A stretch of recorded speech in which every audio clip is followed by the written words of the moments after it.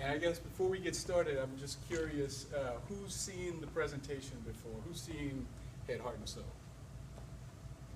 So a few people in here. And this is a preview event we do for the New Warrior Training Adventure Weekend and also for the Woman Within Weekend. And what Head, Heart, and Soul is, it is an educational and interactive journey through life, so to speak. So what you're going to see tonight is just kind of what life looks like for us. And I want to thank you all for coming out. I know traffic was bad. It was bad for me coming in. I don't know if you guys live close or not.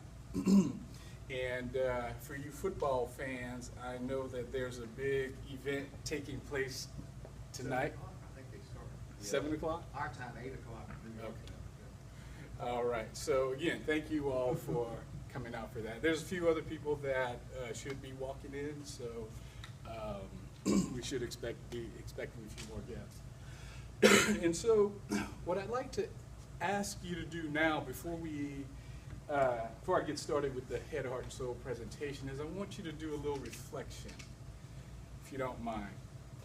And I want you to think back to when you were 6 years old. So go back and reconnect with yourself at 6. And I want you to think back to where you were, your community, the people that surrounded you, perhaps the school that you went to. For a brief moment, just go back and connect to that time and that space, in that place. And so what I'd like for you to think about now is that somehow the universe has conspired so that all of us, from all the places that we were at 6 years old, and all the places and paths that our lives have taken from 6 to now, here we are. All of us, May 8th of 2014, in this room together. And so why us, and why now?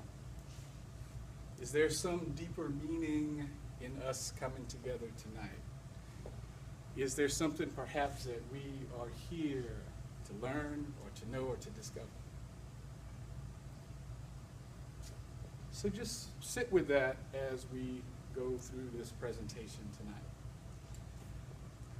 Again, as I said, my name is Russell, and I've been part of the Mankind Project since July of 2000 when I did my New Warrior Training Adventure Weekend. And I can honestly say that that weekend was the most powerful and transformative experience of my life. And those of you who have been through the weekend know what I'm talking about. The weekend opened up for me a new way of living in the world. And staying connected to the community has brought me many gifts over the years and has brought me growth that I never would have imagined possible in my life. And probably more important than that, it has brought me a deep sense of connection. Connection to myself, connection to the people around me, and connection to the entire world, really. And so when you look around the world, and when you look at this human family that we all belong to, you see a lot of diversity. You see a lot of differences. We have different cultures. We have different languages, different customs, different religious and spiritual traditions, different political, social, and economic systems and ways of thinking. And yet, with all those differences, we are united by the shared experience of being human.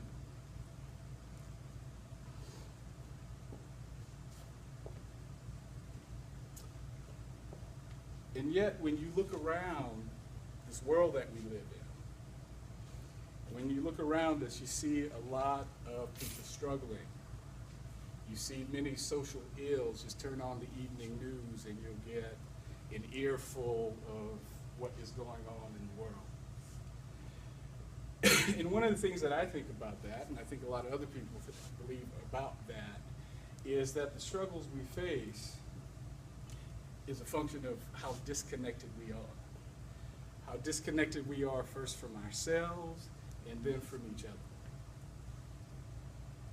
And so what the Head, Heart, and Soul presentation does is that it shows us how we have become disconnected. It shows us how that whole process takes place. And it also offers us a roadmap for how to get back to a place of wholeness.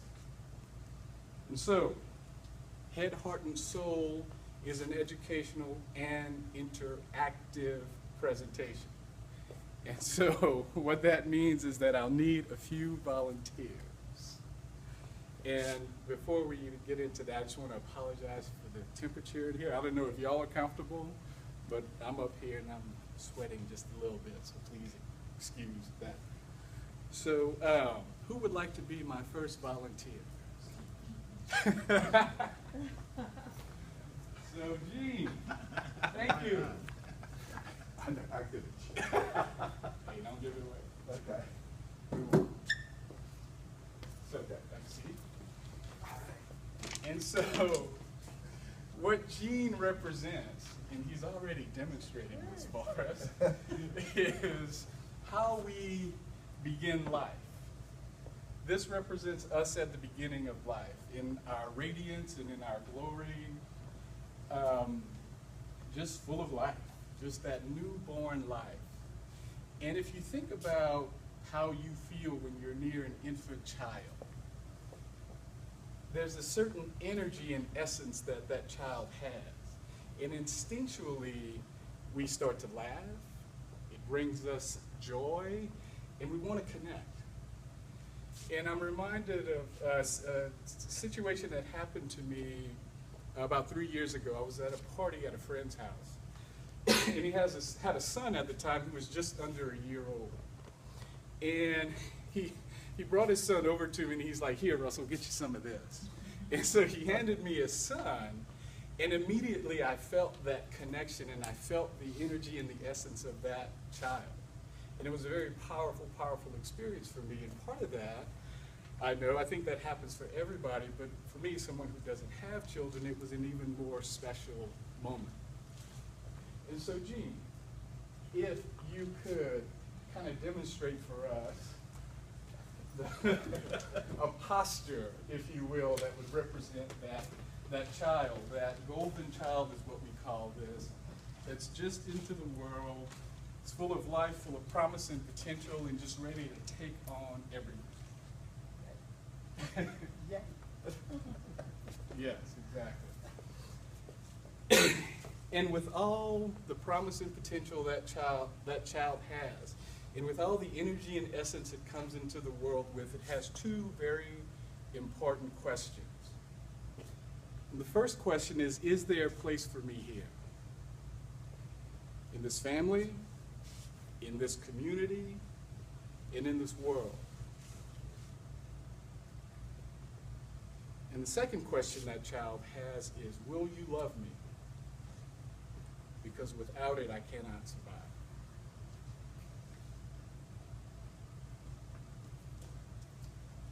Maybe a second volunteer.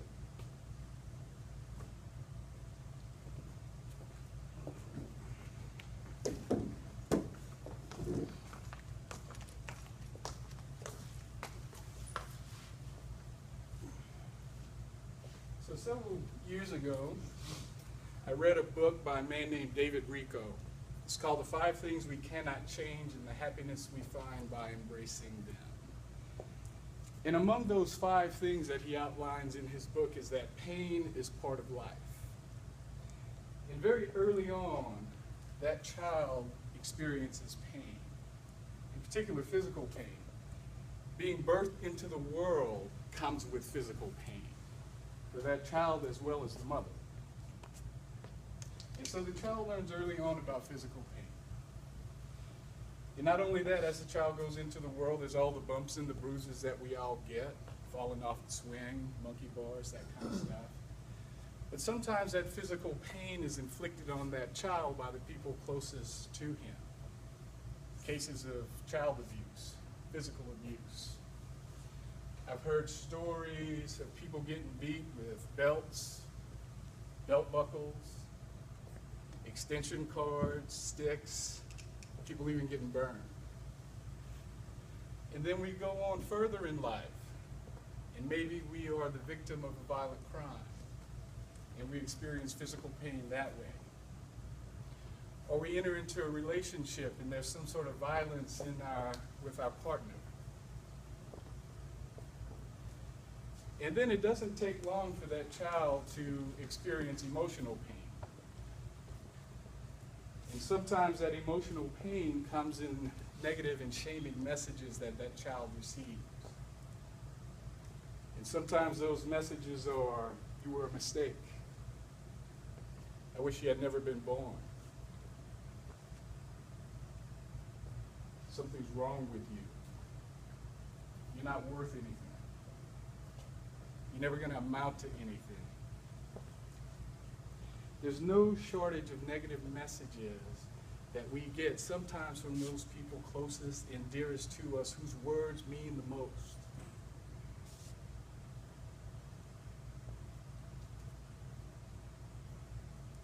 So there's emotional pain. And those messages don't always come in the form of words. They come in the form of how people treat us and how they act towards us. And then the child goes on in life and moves out into the community, goes to school, and maybe that child gets picked on and bullied. You know, maybe the child is too smart or not smart enough.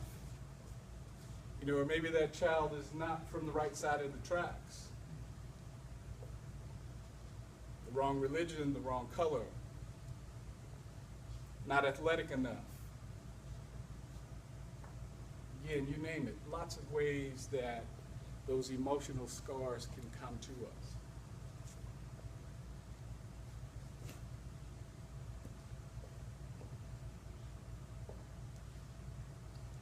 And so pain, we learn about pain very early on. And one of the other things that that child learns, again, early in life, is that love is conditional. The love that this child here got for doing nothing except being becomes contingent upon him or her doing something.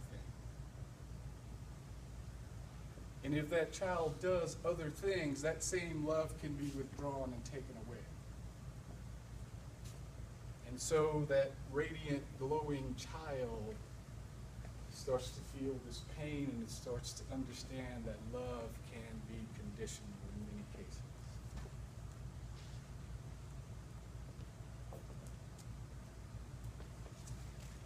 And if you could,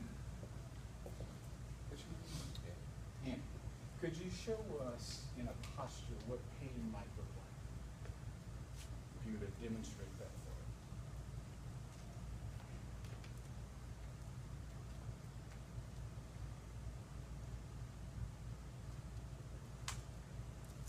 Thank you. Next volunteer.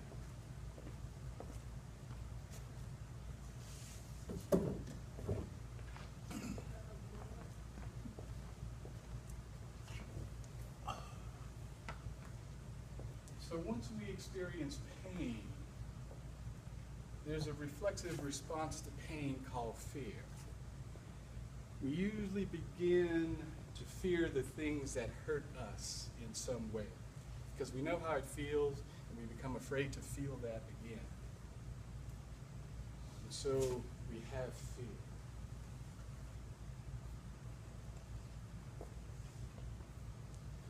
Now, I'm curious. How many of you would like to be fearless in life? Yeah. Yep. Definitely. But we have to understand that fear is a very important emotion. So what I'd like you to consider now is think about what your life would be like if you did not have the ability to feel fear or to experience fear. What might you do? Jump. Yeah. I tend to be a curious person by nature. I like to know how stuff feels, how stuff works. And this is probably going to sound crazy, but I'm curious about what it would be like to be shot. Now, I don't know if anybody's in here has had that experience or not. And I would imagine it doesn't feel very good. But there's a part of me, and again, this is just how I work. I'm curious. I like knowing stuff. And if I had no fear, I'd probably take a gun, put it up to my shoulder, and pull the trigger just to see how it felt, because I'm curious like that. And so fear is a very important emotion, and it keeps us from doing some of the crazy and destructive things that we might do otherwise. And Jennifer, you might be aware of this. It's a condition called congenital insensitivity to pain. The children that are born without the ability to feel any physical pain or temperature. And you find those kids in the emergency room a lot and in the doctor's office a lot because they are fearless, because nothing hurts. And so things happen, they can put their hand in hot fire and they just don't feel it. And so you see lots of problems that come because of that fearlessness. But that's the upside of fear. And the downside of fear, the reason why I think many of us, including myself, would really like to be fearless, is that fear holds us back. It holds us back in big, huge ways in our lives sometimes, many times. So there was a wise man who once posed a question to a group of people. And that question is, what is your greatest hope and dream for your life and for yourself? So think about that. And what is your greatest fear and self-doubt? Very important questions to sit with, because many times in life we exist in the tension of those two things. And we may be moving towards our greatest hope and dreams, our goals, our aspirations, the things that we want to do, the things that we want to manifest in our lives. We may summon that courage to do that. And then all of a sudden, the fear and self-doubt starts talking to us. And so we're walking this way, and then all of a sudden, the fear starts pulling us back, and pulling us back, and pulling us back. And we end up stuck. There's another quote that I like along the same lines. It's by a man named George Adair, I think. Some of you may have seen it. He says that everything you ever wanted is on the other side of fear. And so what are some of your fears? What are some of the things you are afraid will happen if you go for becoming the person you want to be? If you go for your dreams, your goals, your aspirations, your desires. So Brian, can you demonstrate for us in a posture what that fear might be like?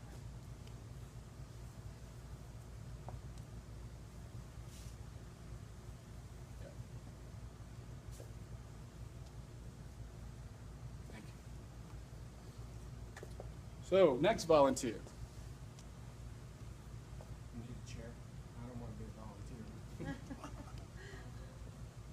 Thank you. Should I bring my own chair? Nope, no chair. No chair. Hayes, the volunteer Then I early in withdraw this my process. And what's your name? Brad. Brad. Nice to meet you, Brad. Come stand right here. It's right in front of Brian. And so, we're going through life. We're born into the world ready to take on the world. And then we learn about pain. We learn about fear. And oftentimes we're not given a lot of help in dealing with those energies. In fact, oftentimes what we hear is don't be sad. Don't cry. Don't be afraid. Or what we hear is you shouldn't be afraid.